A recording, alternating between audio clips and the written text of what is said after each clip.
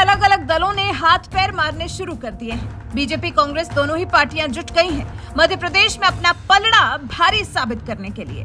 पिछली बार तो कांग्रेस ने सत्ता हासिल करने में कामयाबी हासिल की थी, लेकिन कुछ ही दिनों में कांग्रेस की सरकार गिर गई थी और फिर वहां पर बीजेपी का राज कायम हो गया था। अब फिर इस साल के अंत में मध्य प्रदेश में विधानसभा चुनाव होने हैं और उससे पहले ये लड़ाई बीजेपी और कांग्रेस के बीच की कांटे की लड़ाई बनती जा रही है। देश की सबसे पुरानी पार्टी और देश की सबसे बड़ी पार्टी के बीच में पोस्टर वॉर शुरू हो गया है, जो कि कर्नाटक चुनाव की याद दिला रहा है। और कर्नाटक में कांग्रेस ने जिस तरह से जीत हासिल की थी, ये तो किसी से भी छिपा नहीं है।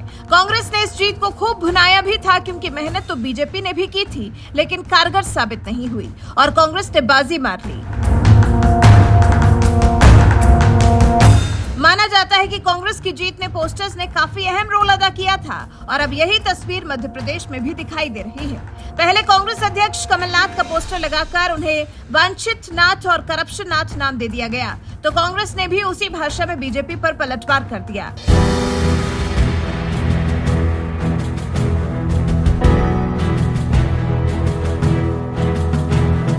कांग्रेस ने भी कमलनाथ के पोस्टर्स को हटाकर वहां राज्य के सीएम शिवराज सिंह चौहान के पोस्टर्स लगवा दिए, जिसमें कैश राज और 50% लाओ और फोन पे काम कराओ वाला नेता शिवराज सिंह चौहान को दिखाया गया है।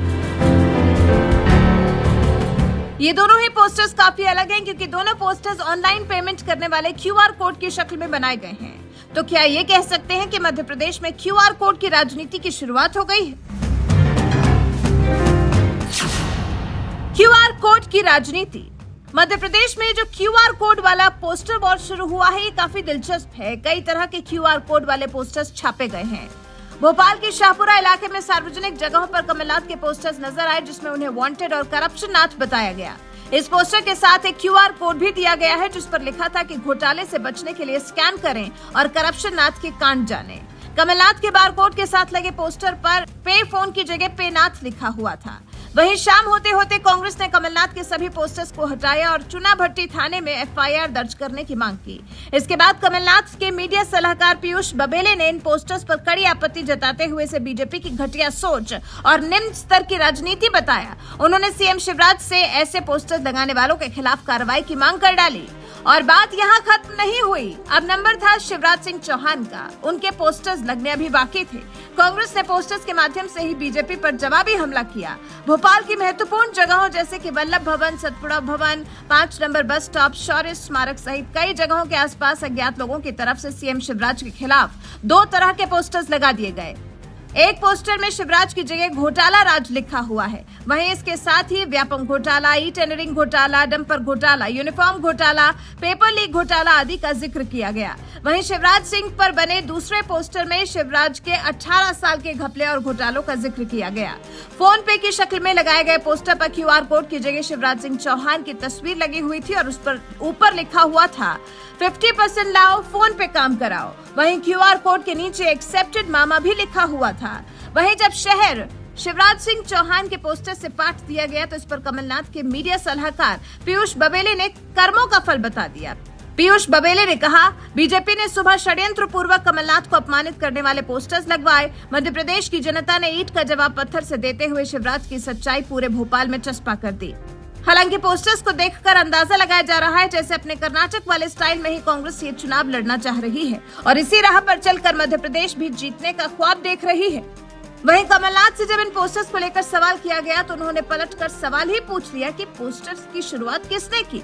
कमलनाथ ने कहा, बड़े तरीके से बीजेपी ने पहले एक थर्ड पार्टी के जरिए पोस्टर्स लगवाना शुरू किया, इसके बाद अपने लोग भी लग गए। किसको रोके, शुरुआत तो उन्होंने ही की।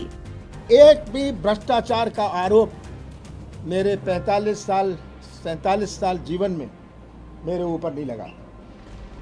आज ये पोस्टर लगा रहे, इनको शर्म नहीं आती कि इतनी निचली राजनीति में जाने के लिए। गवाह है कि ये कितने भ्रष्ट हैं। अभी आपने सुना उनके जो वरिष्ठ नेताओं ने उनके बारे में क्या कहा है, आपने खुद सुनी बात। एक भारतीय जनता पार्टी का जो नेता है इस भ्रष्टाचार में लिप्त है। वहीं इस मामले में बीजेपी प्रवक्ता पंकज चतुर्वेदी ने कहा, कमलनाथ ने स्वीकार कर लिया है कि कांग्रेस पार्टी इस प्रकार से पोस्टरबाजी कर रही है। भारतीय जनता पार्टी इस तरह की गंदी राजनीति में विश्वास नहीं करती है। हम विकास की राजनीति करते हैं, बाकी उत्तर जनता देगी। अब आपको क्यूआर कोड वाले पोस्टर्स की हिस्ट्री समझा देते हैं। कहां और कैसे शुरू हुआ क्यूआर कोड वाला पॉलिटिकल पोस्टर? जिस तरह से देश में नरेंद्र मोदी के सत्ता में आने के बाद से डिजिटल पेमेंट का रोल बहुत ज्यादा बढ़ा है। पेटीएम, गूगल पे, फोन पे जैसे प्लेटफॉर्म्स का इस्तेमाल धड़ल्ले से किया जा रहा है। इन क्यूआर कोड्स वाले पोस्टर्स की तस्वीर सबसे पहले कर्नाटक से ही सामने आई। कांग्रेस ने ऐसे पोस्टर्स की शुरुआत की थी। पेटीएम की तर्ज पर पे सीएम कैंपेन चलाया था। इसमें बीजेपी के सीएम बोबाई के चेहरे पर स्कैन करके एक साइट खुलती थी। ये कांग्रेस ने बनाई थी। इस साइट का नाम 40% कमीशन गवर्नमेंट था। अब सवाल ये उठता है कि इस स्कैनिंग का आइडिया किसका था? कांग्रेस को कैसे आया ये आइडिया? कर्नाटक में ये आइडिया कांग्रेस के चुनावी रणनीतिकार सुनील कानुगोलू का था, जिन्होंने ये कैंपेन चलाया था। कहा जाता है कि सुनील भी प्रशांत किशोर की तरह इवेंट और मीडिया मैनेजमेंट में माहिर हैं। कर्नाटक में भी कई सारे चुनावी कैंपेन उन्होंने ही डिजाइन किए। चुनाव से पहले कांग्रेस का पे सीएम कैंपेन काफी चर्चित रहा था। ये सुनील कानुगोलू का ही आइडिया बताया जाता है। अब जान लेते हैं कि ये सुनील कानुगोलू आखिर है कौन? कौन है सुनील कानुगोलू? सुनील कानुगोलू प्रशांत किशोर की ही तरह एक चुनावी रणनीतिकार हैं। प्रशांत किशोर के कांग्रेस से दूर होने के बाद उन्हें कर्नाटक और तेलंगाना की जिम्मेदारी मिली थी। 40 साल के सुनील कर्नाटक के बेल्लारी जिले के रहने वाले हैं। सुनील के पिता कन्नड़ भाषी हैं और मां तेलुगु। सुनील की शुरुआती पढ़ाई बेल्लारी में हुई, फिर पूरा परिवार चेन्नई शिफ्ट हो गया।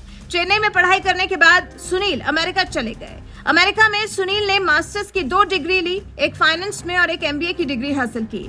पढ़ाई के बाद मैनेजमेंट कंसल्टिंग कंपनी मैकिन्सी में सुनील ने काम किया। साल 2009 में सुनील अमेरिका से भारत वापस आ गए। साल 2014 में लोकसभा चुनाव में सुनील कानुगोलू और प्रशांत किशोर ने मिलकर बीजेपी के लिए काम किया था।